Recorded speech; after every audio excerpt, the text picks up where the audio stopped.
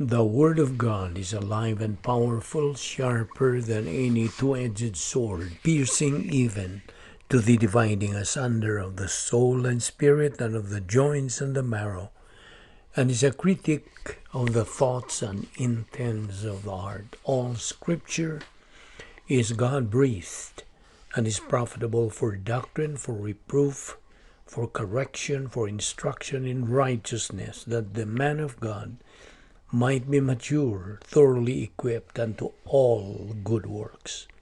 Study to show thyself approved unto God, a workman that needeth not to be ashamed, rightly dividing the word of truth. Proverbs 5:1-2. My son, pay attention to my wisdom.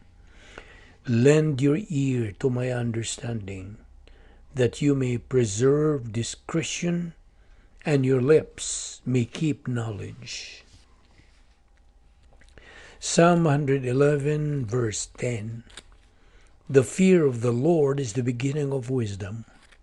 A good understanding have all those who do his commandments. His praise endures forever. Psalm 90, 10-12.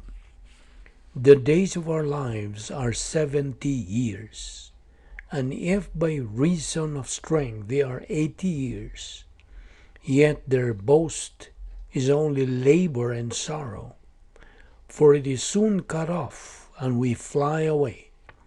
Who knows the power of your anger? For as the fear of you, so is your wrath. So teach us to number our days, that we may gain a heart of wisdom. Proverbs 16:16.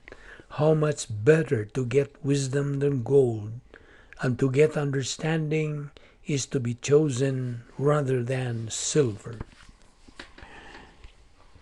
Following our customary procedure, the next few moments are devoted to silent prayer in order that we might be properly and academically prepared to concentrate on the teaching of the Word of God. Therefore, let us pray.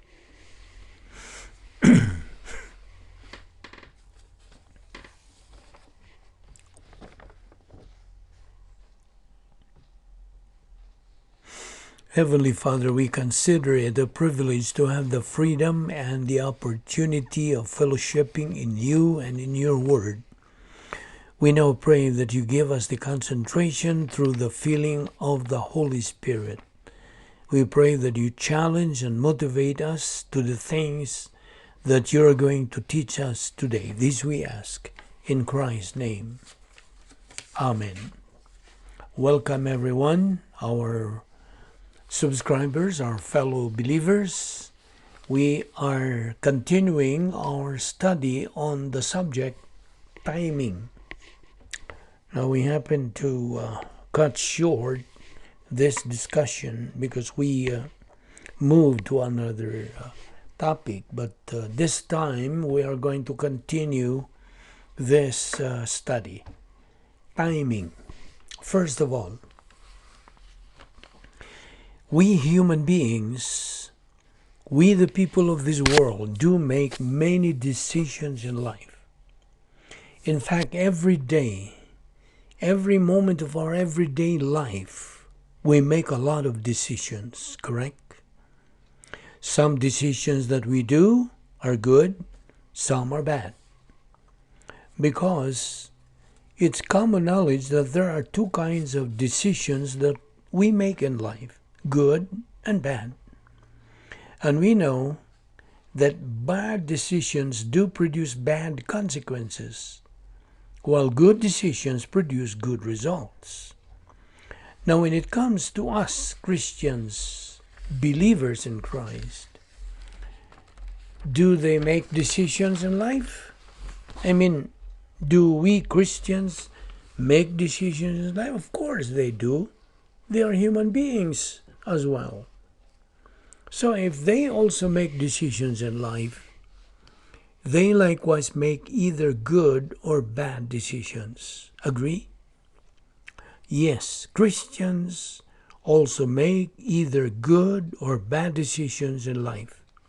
Now, in the light of Bible doctrine that's already circulating in the stream of your consciousness, we believers are able to make good and right decisions in life based on that. However, if a believer resides in the cities, CD1 and CD2, and you know what it means, cosmic dynaspheres 1, cosmic dynasphere 2. Now, if a believer resides in these two cosmic dynaspheres because of perpetual carnality and reversionism, naturally the decisions that he would make in life are bad. And what's the result of bad decisions that carnal and reversionistic believer makes? 1, self-induced misery. 2, God punishes him for his disobedience to God's mandate. And 3, other options are now closed. In short, a carnal reversionistic believer's timing is out of God's perfect timing. You know what? The life of a Christian is not a hit and miss or arbitrary experience. It is all based on the protocol plan of God and the will of God. Hence, God, the creator of all, perfectly formulated and set it up in his perfect timing. You see, for a believer to make the proper and good decision in life, in whatever aspect and in any field of endeavor, he gets involved of God. The Word of God requires and mandates that the believer should have metabolized Bible doctrine circulating in the stream of his consciousness. Since every time we believers think, it is God's Word that is supposed to be in the forefront, that must be the first thing to use while we are in the process of making a decision. Now, emotions have no place in that process. You know why? Because in the first place, we know from basic Bible doctrine that emotions cannot think. As part of our human essence, emotions have no thinking. Thus, having no thinking, emotions do not have a role to play in the process of our making any decisions. Do you know what I mean? And you know what? It is Bible doctrine metabolized that is in our soul that must be our anchor and the strongest basis or foundation in our making good and right decisions in our Christian life. Nothing less, nothing more. So, when you make any decision, be sure to ask yourself if you are using your emotion at that moment. Are you making a decision because of human viewpoint? Now, if that is so, then expect a wrong and bad consequence due to your bad timing. Precisely, bad and unpleasant consequence would follow when you just use your emotion coupled with your lousy human viewpoint. Listen, only the will of God, the plan of God, the thinking of God, the protocol of God's plan are rightfully and supposed to propel you to make the right and good decision. Again, nothing less and nothing more. You see, when you have no Bible truths in your soul, you cannot make the right decision. Come to think of it. Every time we believers make a decision, we must be sure we are residing in the operational divine dynasphere, filled with the Holy Spirit, functioning in doctrine, metabolized doctrine, and having the metabolized Bible doctrines circulate in the stream of our consciousness, fulfilling the protocol plan of God. That, my fellow believers, is God's protocol for us, members of the royal family of God, to follow in order for us to attain our desired objective in our Christian life, making good and right decisions, all based on the perfect timing of God. To reiterate the point of doctrine on this regard, when we make decisions in life, we should do them based on metabolized Bible doctrine resident in our soul, based on divine viewpoint, should be done inside the operational divine sphere, and most of all based on God's perfect timing. It is true we do make bad and wrong decisions in life, human beings as we are. But for us believers, we are doubly expected to make less wrong and bad decisions than unbelievers do. You know why? Because don't forget the principle, to whom much is given, much is expected. We believers are expected to be a model to unbelievers. We ought to be in a more advantageous side when it comes to making good and right decisions because of the numerous divine provisions and assets, part of the portfolio of invisible assets, plus God's 10 problem-solving devices which are at our own beck and call. In fact, we believers have no excuse not to make the right and good decisions, for again God has given us, and He is still giving us so much divine benefits. Thus, He expects us to avail of them, make use of them, utilize them, especially at times we face a bad situation or any adverse condition which needs our right thinking towards it.